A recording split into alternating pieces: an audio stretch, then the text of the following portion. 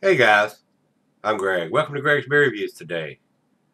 Let's go see what's in the fridge today, guys.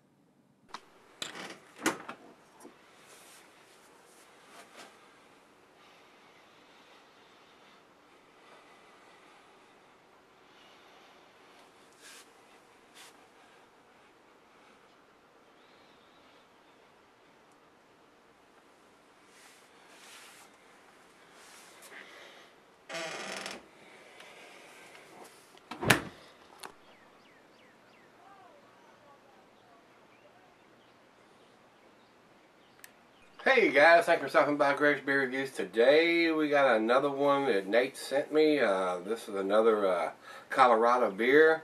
This is Bootstrap Brewing.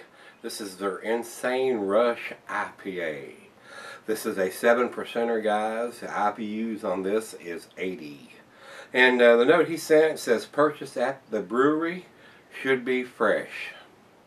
Well, that's a good thing. So evidently there might not be a date on it. I don't see anything on the side of the label.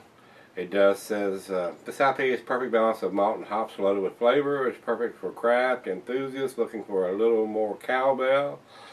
Alcohol 7% by volume. Please keep refrigerated. This is a 22 ouncer, and then it's got the government warning on here, so I don't see any dating on that. And he acknowledged that they have a problem out there. A lot of Colorado breweries are not dating this stuff, so the hell's wrong with you? Nate, I appreciate you sending me these beers. Like I told you before, buddy, it's not your fault there's no dating on it. I do appreciate you putting these little notes on the bottles of where you got them and you know whether they should be fresh or not. But it's my job to call these guys out on the dating on these beers. They want to be in the craft beer industry. They need to get a dating machine. And as far as I'm concerned, dating the case or the six-pack is a bunch of horse hockey. It needs to be on each individual can and each individual bottle, preferably on the label, especially on the IPAs and the lower ABV beers, guys. Y'all probably get tired of hearing me say it, but I'm going to keep saying it. That's my soapbox to stand on. And until we get, and we really shouldn't have to pass a damn law. It ought to be common sense, guys. You know, a lot of the other countries, there are dates on there, and more likely because there is a law saying that they have to date it, and it hasn't come to that here in the United States, but it very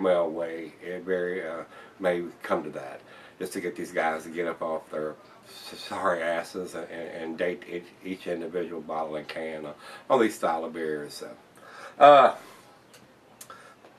there is no other commercial description other than what I read you off the side of the bottle.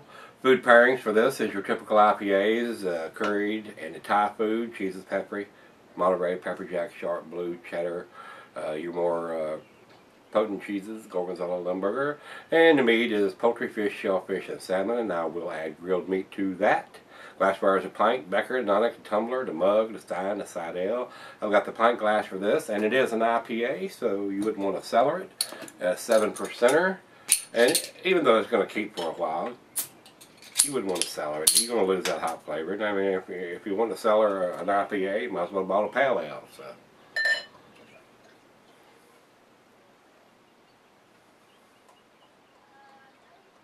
Not pointed too aggressively, so we're going to get us a good finger of head there on this. And like I said, this is a 22 ouncer.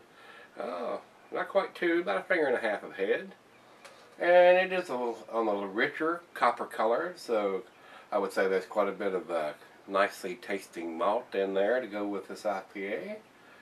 And I can see the bulb right through it, a lot of bubbles streaming up. Nice creamy off-white colored head. Let's get a nose on it. There's a hop presence there. It's very citrusy. A little bit of grapefruit, a little bit of pine. I can smell the malt in there too, so hopefully this will be a nice balanced beer. It's not overwhelmingly in the hop category, but there is a nice hop presence there. So let's give it a taste and see what we got. First beer of the day. Cheers, everybody. Cheers, Nate. Appreciate it, sir.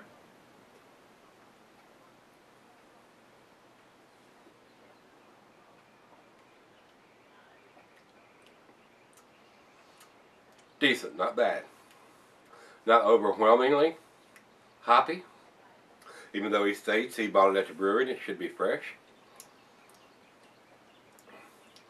To me, it tastes like a standard IPA. I think they could have dry hopped it. It doesn't say whether they did dry hop it or not. To me, it seems like they could have dry hopped it with either a little more pungent hops or a little more of the hops. And whether they dry hopped it or not, I'm not sure because it does not say. But it's got a nice hop presence. Not up to the hop head that I am, but it's decent. Maybe an entry-level IPA.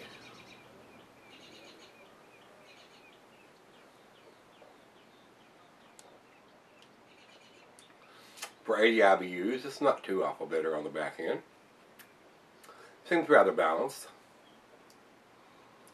Not too bad.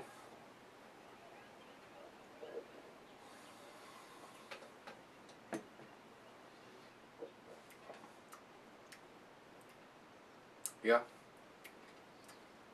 not bad at all.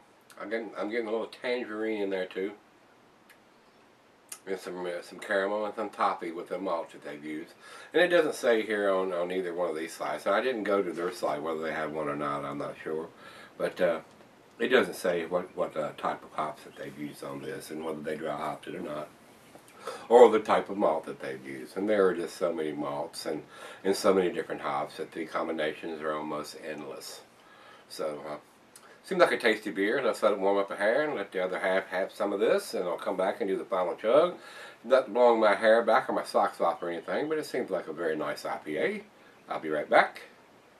Alright guys, I'm back. Got just a little left here. To me, this seems like a good entry-level IPA. Even though it's got 80 IBUs, it's really not that bitter. It's really not strong in the hop profile either. So nice citrusy tangerine, slight hint of grapefruit and pine, but not for a seasoned craft beer drinker. It drinks a lot of different IPAs and the stronger IPAs. So let's see the final chug on this one.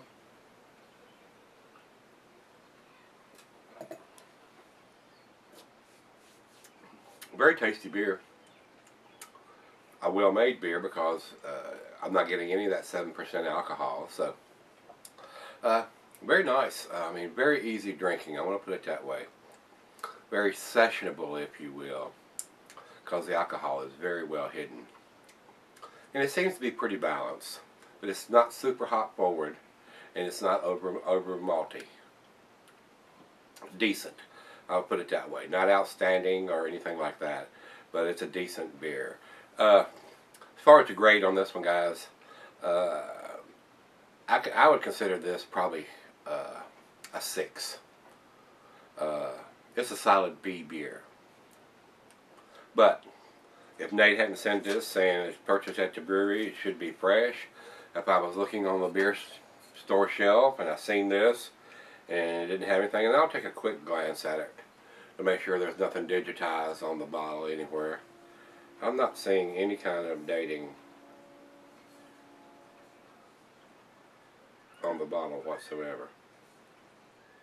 Nothing on the neck, and nothing above the label, and nothing below the label that I can tell. So those guys out there in Colorado, there are so many other beers that are dated that if you're trying to put this on the shelf beside one of those, you're going to lose out probably most of the time.